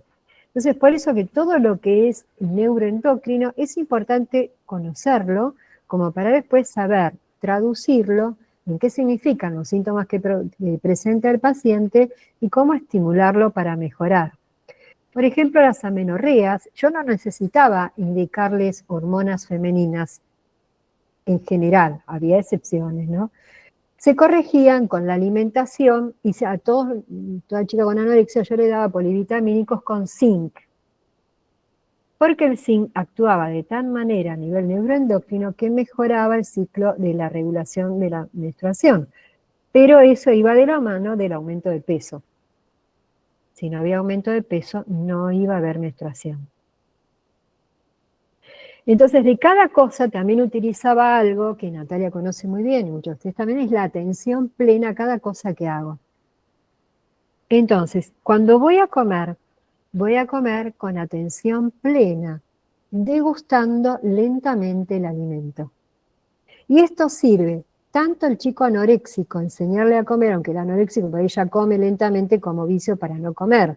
Pero si yo le doy algo sabroso, le digo, no te lo traes rápido, comelo despacito, saboreándolo en el anoréxico, como para que tome conciencia del placer que produce el alimento saludable. Y en el obeso, come despacio, porque al comer despacio se produce una concientización del alimento que ingerí. Le estoy avisando a nivel del hipotálamo, ya comí. Entonces hay un neurotransmisor, que es el palatino, que es la serotonina, me va a decir, comí algo rico. Y la dopamina me va a decir, quedé satisfecho. Más la información que hablamos antes a nivel del estómago y del intestino, que nos van a dar indicadores de saciedad. Siento la panza llena. Pero para esto es importante no tragar, porque si yo trago, o como de parado mientras voy y vengo, no estoy tomando conciencia, no estoy teniendo atención plena al tipo de alimento que estoy eligiendo. Si yo me siento en mi casa a comer y a elegir, elijo, no sé, un churrasquito, una ensalada, una fruta y como despacio. Pero si yo como de parada en el trabajo, corriendo, probablemente ni siquiera cuente con eso. Yo ahora que me había tomado 2 días de vacaciones, me maté con las vacaciones, me llamó la atención que en el desayunador, tiene un hotel con desayuno incluido, no tenía opciones de calidad de vida. Había como 10 tipos de facturas distintas. La verdad yo no comí ninguna, pero tampoco tenía ganas de meter. Uno tiene tanta conciencia metida, y yo no tengo ganas de meterme estas facturas adentro porque es lo que me sirven. No quita que por ahí igual me fui a comer unos, ¿cómo se llaman estos del Topo? Unos churros rellenos riquísimos. Pero comí 2 nada más. A conciencia de que esto me gusta, no me estoy metiendo todas esas facturas porque están gratis o porque están ahí. Me elijo esto porque tengo ganas, me doy el antojo. Porque también es sano darse el antojo. Si uno se reprime todos los antojos, queda después como con más deseos de comer. Entonces después, en lugar de decir, como 2 churros y nada más, después uno come por atracón lo primero que encontró.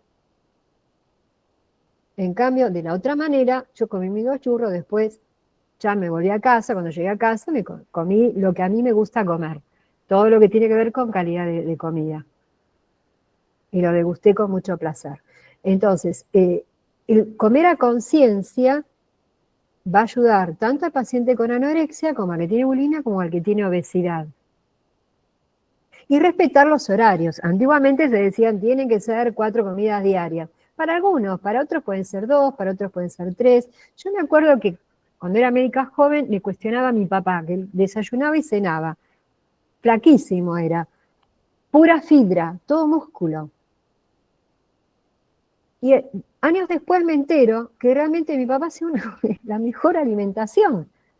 Porque desayunaba, comía su fruta, por ahí comía muy poquitas galletitas, no era de galletitas, pero a la noche se sentaba lenta y pausadamente a comer un plato de comida casero. Y la verdad no tenía ningún problema metabólico, murió a los 87 años. Entonces,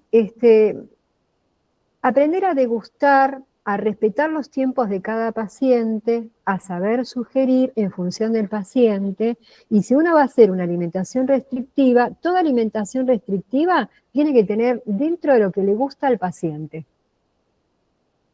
Si yo le exijo al paciente, la vez pasada, alguna vez me compré un libro de qué tipo de alimentación, era una alimentación disociada, no sé qué. La verdad que tenía alimentos que no eran de mi costumbre, no eran de mi cultura, no tenían nada que ver conmigo. Yo no voy a comer un brócoli que me lo pongan de prepo, por más que sea saludable, a mí no me gusta. Entonces, exigir a un paciente o a un consultante una alimentación que no le agrada, no es saludable. Lo único que va a inducir es el fracaso del tratamiento. Entonces, la alimentación tiene que ser, además de saludable, tiene que agradar. Y también tenemos que tener conciencia que en general comemos más de lo que necesitamos. Entonces, cuando uno toma conciencia de eso, puede elegir menos cantidad. ¿Y cuál es la cantidad? En el paciente normal, que tiene el peso adecuado, es todo lo que entra en su mano. Y puede ser un poquitito más. En el paciente con anorexia debe ser un poco más, mínimo 1,5 manos. Pero cuando recién comienza con el tratamiento, es un poquitito, es lo que él puede. Pero en ese poquitito, ¿qué le voy a dar? ¿Una lechuga? No, le voy a dar un flancito con crema. Algo hipernutritivo, algo hipercalórico en una porción pequeña, que tiene un montón de proteínas. O le voy a preparar un puré, pero no un puré comprado en paquete, no, un puré que tenga leche, huevo, crema o manteca, bien condimentado y un poquito de queso. Entonces, aunque coma poquita cantidad, eso es tan nutritivo que con ese poquito quedamos satisfechos y ya vamos a ver mejoría. Entonces, pacientes con anorexia, alimentos no me salen las palabras hoy, hiperproteicos o hipercalóricos, ¿no? Con muy buenas combinaciones en pequeñas cantidades. En pacientes obesos, alimentos con menos cantidad de proteínas, no sin proteínas, por supuesto, pero sí con menos cantidad, porque no necesitan tanta, con mucha fibra, muchas verduras para que sientan saciedad, y siempre tiene que ser acompañado con un buen sabor para que se sientan satisfechos. Y siempre estimular a la actividad física. Y también otro detalle muy importante es estimular la gratificación, que no se limite solamente a la alimentación. Aprender a gratificarse con otros proyectos de vida. La música, la pintura, el arte en general, un trabajo, algo más que le guste hacer. Ver una película. ¿Con qué otras cosas te gratificarías aparte de la comida? Desarrollar ese talento de buscar el placer en otras fuentes además de la comida. Entonces ahí ya hay un montón de recursos para equilibrar la alimentación tanto en un extremo como en el otro. Después, otra cosa que les iba a comentar es la característica alimentaria en los pacientes con trastornos generalizados del desarrollo. Yo tenía una paciente que me decía que ella solamente podía comer sopa y que la verdura no la podía ni ver de ninguna manera, salvo que esté muy picada en una sopa.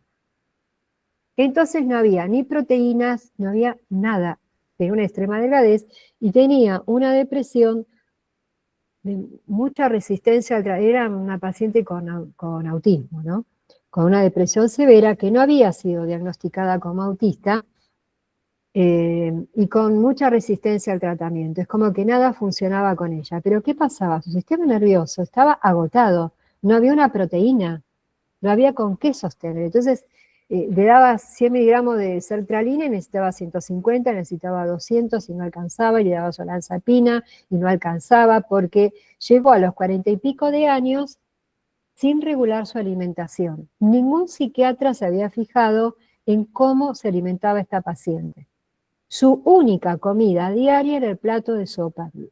O sea, todas las variables, hidratos, proteínas, grasas, todo, estaba todo tan licuado que no ejercía ningún tipo de alimento. Excelente, Verónica, comer frutillas así, me encanta. Yo también las como así. Eso va de la naturaleza a la mesa directo, es buenísimo. Generalmente en esos pacientes, María, también hay problemas de deglución. Entonces, por más que sean ya adultos, como en su desarrollo, el desarrollo entero de la vida, han tenido eso, es como que sigue una situación de atrofia. Sí, hay una situación de atrofia, también seguramente hay una situación de atrofia cerebral, hay mucha rigidez, mucha falta de flexibilidad, por lo tanto es muy esperable que cualquier intervención terapéutica va al fracaso porque no la pueden aceptar, introyectar. Entonces son pacientes que van de psiquiatra en psiquiatra deambulando porque nada resulta. O sea, toma sol, no puedo tomar sol porque el sol me molesta.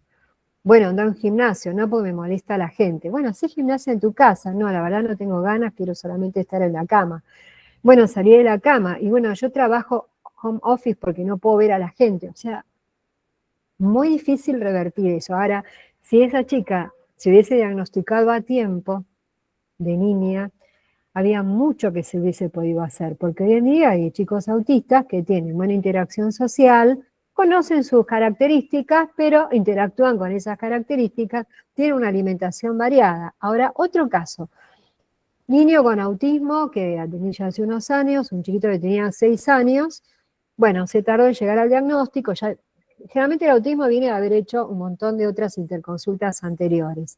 Bueno, llegamos al diagnóstico, se medica, en este caso, como tenía comportamientos atípicos, se medica con un antipsicótico atípico. Responde levemente, pero empiezo a hablarle a la mamá acerca de la importancia de cambiar la alimentación.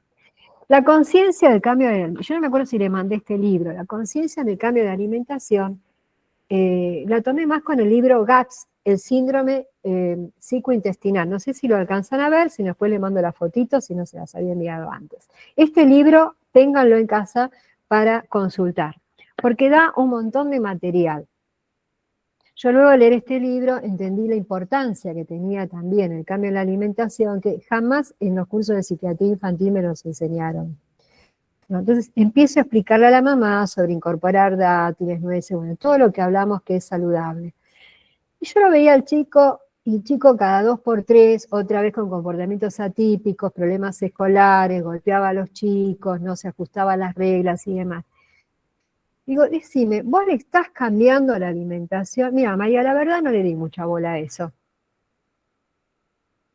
Y bueno, si vas a esperar que la terapia, que el chico mucho insight no hace con la terapia, que un rato la hace y 2 no, porque vive como desconectado en su burbuja. Y que la risperidona sola, y con eso solo, no, es inviable el tratamiento. La alimentación es fundamental porque es lo que va a actuar todos los días en el organismo de un paciente. Entonces, sacarlo de la alimentación rígida, aparte todo era chatarra, la madre era gordita, el chico era gordito, todo gordito. Sacarlo de la alimentación chatarra costó un montón, y si la madre no toma conciencia, es tratamiento insuficiente y lleva al fracaso del tratamiento. ¿Sí? Entonces, lo que se ve a veces en los chicos con autismo es por ahí que eligen 2 o 3 alimentos nada más. Y no se lo sabe. Entonces dicen, no, nunca comió una fruta. ¿Y cómo naturalizás que nunca comió una fruta? ¿Cómo el pediatra no le habló de la importancia de comer una fruta? Perdón, pero Sí. lo que pasa es que acá Ahí lo que vos contabas tenía que hacer todo un cambio de la mamá también. Por supuesto. Y lo peor es que Y haces si la el mamá cambio, no. tenés la entrevista con la mamá, le explicás a la mamá, y vos no querés cobrar 2 consultas para explicar lo que ya expliqué la primera. Vos inferís que lo entendió. No, pero digo, ella también tenía que cambiar su alimentación. Claro, sí, no, Porque si no, que tenía. yo siempre enfoco que lo tiene que cambiar el grupo familiar. Claro. El grupo familiar, no es solamente el chico. Porque al chico hay que acompañarlo a comer el churrasquito o el pollito con ensalada. Si los otros van a comer cualquier otra cosa, no. Que no significa no comer una milanesa con puré cada tanto. La milanesa con puré, pero lo cotidiano que sea lo que es más saludable. Entonces, Pero aparte es lo que decías, María, del tema de la alimentación también o la nutrición como modo de comunicación en lo intrafamiliar. Entonces, en ese sentarse, en ese compartir, el cambio es del sistema. totalmente es del sistema. Otro factor, ahora me hiciste acordar en una oportunidad, el primer video beso que atendí, lo que pasaba es que el chico me decía, no, mi mamá, contá que yo no hable, me da siempre algo para comer. Porque cada vez que hablo se arma lío. El chico era portavoz de toda cuanta verdad veía, la quería decir, pero para que no hinche era o el chupete de más chiquito o la comida de más grande. Cuando empezamos a trabajar en terapia, yo nunca le di una dieta a ese pibe. Solamente poderme contar lo que le pasaba, poder hablar. Y además incorporar un poco de actividad física, lo que le gustara. ¿Le gustaba la bicicleta? La bici. Empezó a bajar de peso solo, sin necesidad de ninguna educación alimentaria.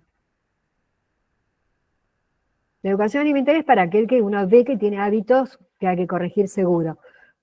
Pero si no, naturalmente, cuando nacemos sabemos que tenemos que comer. Los animales, nadie les enseña que tienen que comer. Sin embargo, ellos olfatean y eligen, en general eligen bien lo que tienen que comer. Menos mis mascotas, será porque heredaron mi educación alimentaria. Mis mascotas eligen exactamente lo que tienen que comer. Si el alimento no es bueno, no lo quieren. Entonces, no perdamos el sentido común con los pacientes, dejarlos hablar, ver cómo es la alimentación, cómo es el contexto familiar, qué está pasando. Y recuerden que siempre la alimentación está ligada a una emoción.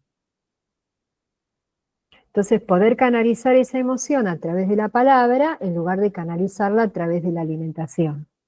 Y después respetar que si tenemos hambre, ¿qué hacemos? ¿No comemos? ¿Le doy una dieta restrictiva? No, come lo que es saludable. Y bueno, me pintó algo muy dulce. ¿Cuándo pinta algo muy dulce y muy hipercalórico? Cuando tuvimos un periodo prolongado de ayuno. Intencional o no, pero periodo largo de ayuno, uno quiere algo que en esa pequeña porción tenga todas las calorías juntas. Entonces uno elige, no sé, un chocolate, un bonobón, algo así. Bueno, por ahí en vez de un bonobón, un chocolate. Si uno está en la casa puede ser un huevo duro. Entonces quitamos la saciedad y la compulsión alimentaria. Así se controla la compulsión alimentaria. ¿Querés comida? Podés comer comida. Más cantidad de lo que es saludable y menos cantidad de lo que es de mala calidad. Si podemos evitar la mala calidad, mejor. Y si tenemos muchas ganas, comemos eso. Pero a conciencia. Cuanto uno más conciencia toma con el alimento, más rechaza el alimento que no es saludable. ¿Sí? Es así de simple. A ver, ¿les iba a decir algo más? No. Les voy a hablar un poquitito de el déficit de atención. ¿Qué eligen los chicos con déficit de atención? Ellos sí comen por ahí de todo, pero tienen predominancia por algunas cosas. Azúcar, harinas. Azúcar, gaseosas, papas fritas de las malas son las de paquete, hamburguesas, cuanto chatarra se les ocurra, todas las chatarras.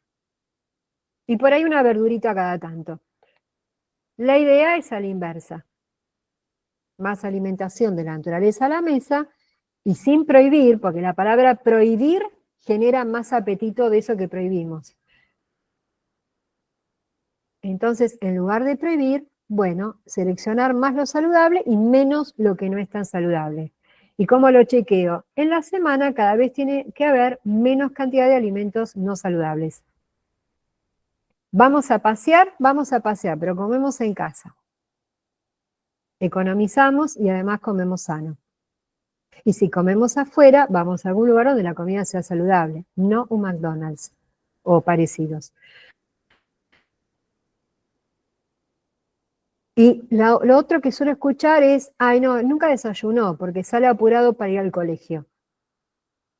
Y claro, se distrae, no porque tenga déficit de atención, se distrae porque no tiene azúcar en el cerebro. Entonces el desayuno es fundamental, nos levantamos un ratito antes para desayunar. ¿No hay tiempo? Bueno, una banana aunque sea, un yogur, unas nueces, un tostado de jamón y queso.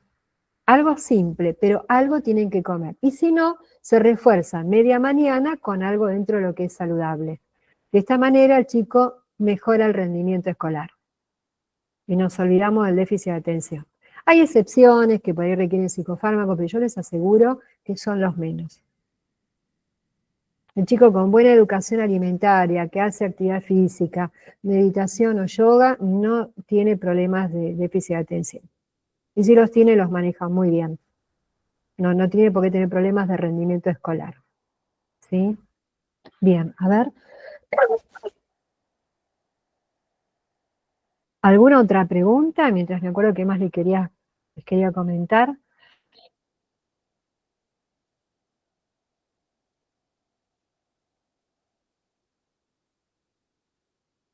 Bueno, yo les había prometido algo y no les estoy cumpliendo.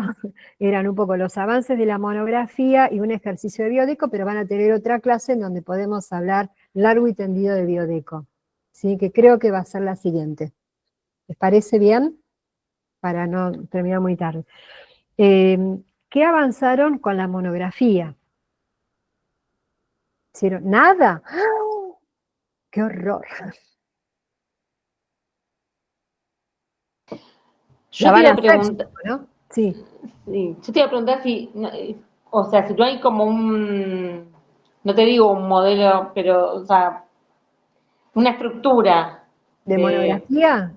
Claro, alguna estructura en particular hay que hacer, o sea, o cómo. No, sí, algunos piden. No, yo no pido estructura particular, no. Si quieren Quizás. lo que se puede hacer, ahora vos me estás dando la idea. Perdón. Lo que podríamos hacer es que sean todos en el mismo tipo de letra. No sé si la que se usa es Arial en 12. Sí, le gusta esa en general. Bueno, entonces pueden hacerlo todo, después lo voy a escribir en el grupo. Arial 12. Y no podemos hacer todo, o sea, una estructura similar, la mayoría, o sea, a ver, el título, una fundamentación, o sea, ¿qué es lo que? Yo les había dicho que habíamos seleccionado los temas la vez pasada, recorran un poquito el grupo de WhatsApp que habíamos escrito los temas, dentro de lo que cada uno más conoce, más experiencia tiene o más le interesa también investigar, hacen una monografía sobre ese tema aplicado en algún paciente, ¿no? Desde el abordaje de la psiquiatría integrativa del color. Este es un camino. El otro, que yo también había propuesto, que también es válido, es que elijan alguno de los métodos complementarios y busquen ustedes que hay un montón de investigación, así como cuando yo incorporé meditación terapéutica, había como, no sé, 19.000 informes ya realizados, investigaciones realizadas, ustedes pueden elegir algún recurso complementario y ver